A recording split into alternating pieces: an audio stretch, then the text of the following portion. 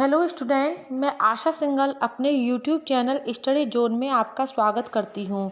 आज की वीडियो में मैं आपको बीएड सेकेंड ईयर का पेपर अधिगम के लिए आकलन का एक बहुत ही महत्वपूर्ण टॉपिक समूह परिचर्चा यानी ग्रुप डिस्कशन के बारे में पढ़ा रही हूँ, जो काफ़ी इम्पोर्टेंट है। तो चलिए पढ़ते हैं। समूह परिचर्चा किसी विषय वस्तु समस्या या विषय पर गहराई पूर्वक विचार करने की सामूहिक प्रक्रिया को परिचर्चा के नाम से पुकारा जाता है। एक ही शिक्षक से एक ही विषय के सभी प्रकरणों के विशिष्ट ज्ञान की अपेक्षा करना ठीक नहीं है। अतः प्रकरण के अनुसार विशेषज्ञों को आमंत्रित कर परस्पर चर्चा करके नवीन तथ्यों को प्राप्त करना अत्यंत आवश्यक है। इसके लिए सामूहिक वाद विवाद बहुत उपयोगी है। इसके माध्यम से कई जटिल एवं गूढ़ विषयों का सम्यक विश्लेषण, अवबोध एवं मूल्यांकन होता है। परिचर्चा में भाग लेने वाले सभी छात्र एवं शिक्षक तल्लीनता के साथ हर मुद्दे पर सोचते हैं और अपना मत व्यक्त करते हैं।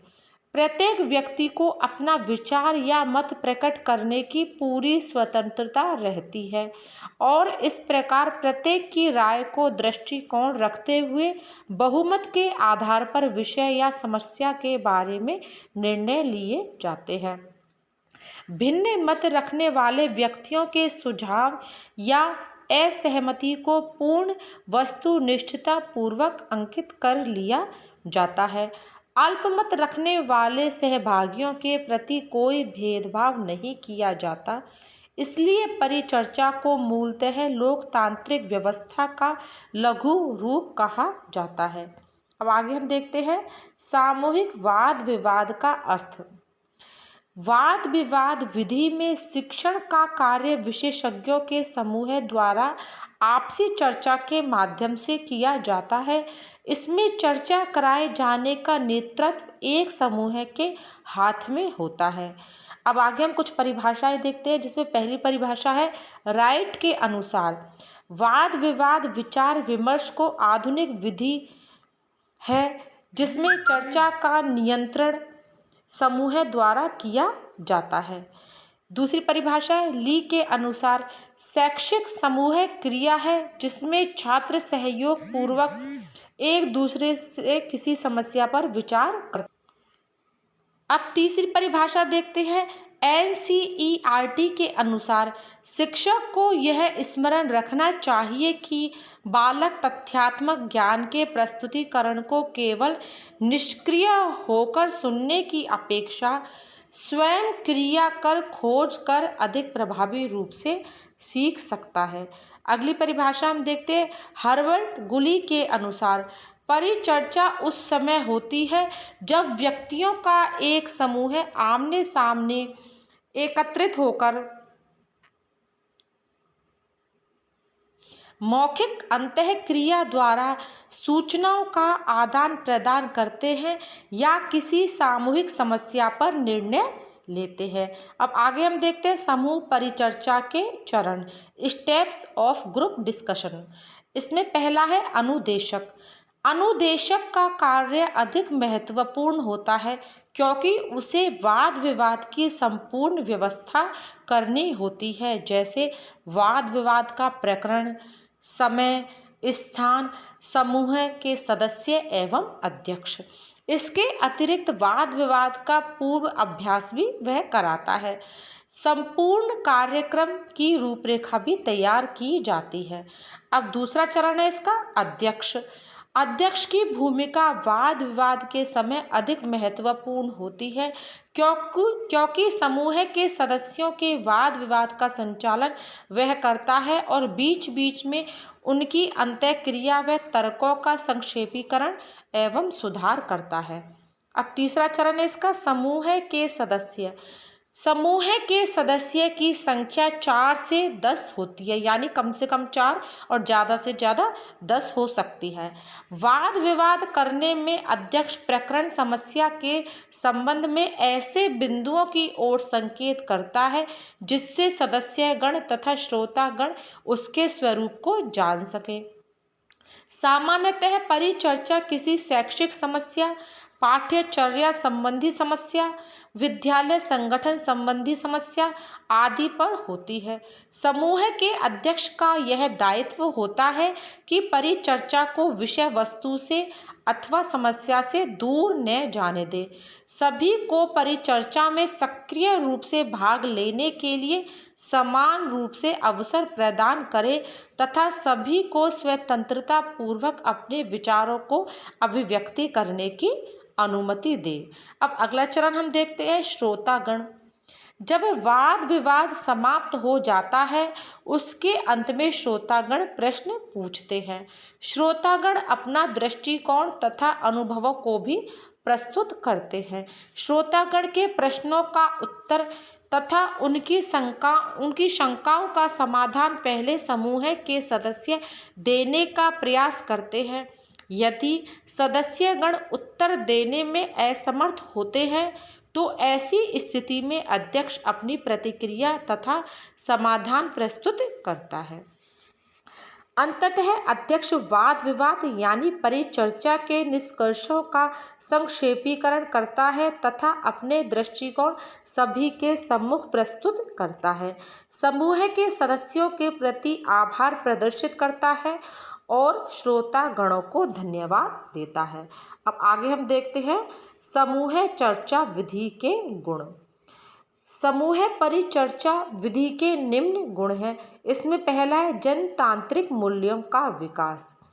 एक अच्छे लोकतंत्र के लिए उसके नागरिकों में समूह भावना, सहयोग, सद्भावना, सहकारिता, शांति, सहिष्णुता आदि सद्गुणों का होना आवश्यक है। समूह परिचर्चा में इन गुणों का विकास किया जाना संभव है। अब दूसरा गुण हम देखते हैं विद्या केंद्रित। इस विधि में विद्यार्थी अध्यापक से ज्ञान प्राप्त करने की अपेक्षा वे कुछ जानते हैं उसको सबके समक्ष व्यक्त करते हैं। वे आपसी विचार विमर्श करने के लिए सभी आवश्यक व्यवस्था को करते हैं तथा लोकतांत्रिक विधि से चर्चा करते हैं। अध्यापक का कार्य केवल मार्गदर्शक का होता है। इस प्रकार यह एक ऐसी प्रविधि है जो कि छात्रों द्वारा संचालित तथा उनके विकास की दृष्टि पर मूलतः केंद्रित है। अब अगला गुण हम देखते हैं क्रियाशीलता द्वारा अधिगम। समूह परिचर्चा की सफलता विद्यार्थी की क्रियाशीलता पर निर्भर है। यदि छात्र केवल मूक दर्शक रहेंगे तो समूह परिचर्चा में होने वाली चर्चाएं नहीं हो पाएगी। अतः इस प्रविधि में छात्रों का क्रियाशील होना आवश्यक है। उच्च मानसिक योग्यता का विकास। समूह परिचर्चा में बालक का उच्च स्तरीय मानसिक विकास होना संभव है। मानसिक क्रियाएं जैसे चिंतन एवं मनन करना, समस्या का विश्लेषण एवं संश्लेषण करना आदि का इसमें अवसर मिलता है। अब अगला गुण हम देखते हैं निर्णय करने की क्षमता का विकास। बालक इसमें प्रकरण के पक्ष एवं विपक्ष में अनेक तर्क सुनता है। वह इन सब सूचनाओं का विश्लेषण कर सही तथ्यों के बारे में निर्णय लेना भी सीखता है। अब अगला गुण हम देखते हैं विचार व्यक्त करने की क्षमता का विकास। छात्र अपने मूल विचारों को अपने शब्दों में व्यक्त करता है। उसमें विचार व्यक्त करने की क्षमता का विकास हो जाता है। अगला गुण हम देखते हैं तर्क करने का अवसर। छात्र तथ्यों को ध्यानपूर्वक सुनते हैं, वे गहराई से समझने का प्रयास करते हैं। इसके उपरांत वे इस तर्क की कसौटी पर कसते हैं। इससे संबंधित शंकाओं के निवारण के लिए प्रश्न पूछते हैं अथवा अपना तर्क प्रस्तुत करते हैं। इन सब प्रक्रियाओं से उनको तर्क शक्ति का विकास होता है। अब आगे हम देखते हैं समूह परिचर्चा विधि के दोष। समूह परिचर्चा विधि के दोष निम्न हैं। इसमें पहला है समय अधिक लगना। इसमें पाठ्यक्रम को पूरा किया जाना संभव नहीं है। क्योंकि इस प्रविधि में छात्रों को प्रकरण से संबंधित भिन्न भिन्न क्रियाओं को करना पड़ता है, जिससे काफ़ी समय लगता है। उनका अधिकांश समय वार्तालाप में व्यतीत हो जाता है। अब दूसरा दोष हम देखते हैं, सभी प्रकरणों के लिए उपयुक्त नहीं। इसमें केवल वे ही प्रकरण लिए जा सकते हैं जिन पर विभिन्न दृष्टियों से विचार किया जा सकता है।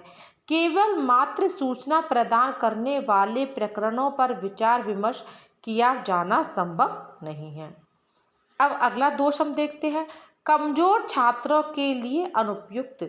इसमें उच्च स्तर वाले छात्रों को मानसिक क्रियाएं जैसे चिंतन, मनन, तर्क आदि किए जाते हैं। कमजोर छात्र इन क्रियाओं को करने में स्वयं को असमर्थ पाते हैं। अब अगला दोष हम देखते हैं, प्रतिभावान छात्रों का प्रभुत्व। प्रतिभावान छात्र ही विचार विमर्श में अपना प्रभुत्व जमाए रखते हैं। कारण यह है कि उनकी स्मृति अच्छे स्तर की तथा शब्द भंडार पर्याप्त मात्रा में होता है। वे उच्च मानसिक क्रियाएं जैसे चिंतन एवं तर्क आसानी से कर सकते हैं। अब अगला दोष हम देखते हैं, कुशल शिक्षकों की कमी।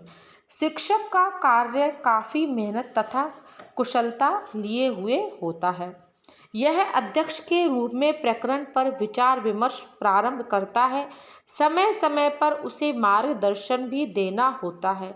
इन सब कार्यों को एक कुशल एवं परिश्रमी अध्यापक ही कर सकता है। अगला और अंतिम दोष हम देखते हैं, संसाधनों की कमी। विद्यालयों में फर्नीचर आदि की कमी होती है तथा पुस्तकालय आदि में पुस्तकों का अभाव होता है। ऐसी स्थिति में यह विधि प्रभावी रूप से प्रयोग में नहीं लाई जा सकती। तो स्टूडेंट, आज का वीडियो हमारा यही समाप्त होता है। अगला महत्वपूर्ण प्रश्न हम अगले वीडियो में देखेंगे। अगर आपको मेरा वीडियो पसंद आया तो मेरे वीडियो को लाइक कीजिए, शेयर कीजिए और मेरे चैनल को सब्सक्राइब कीजिए।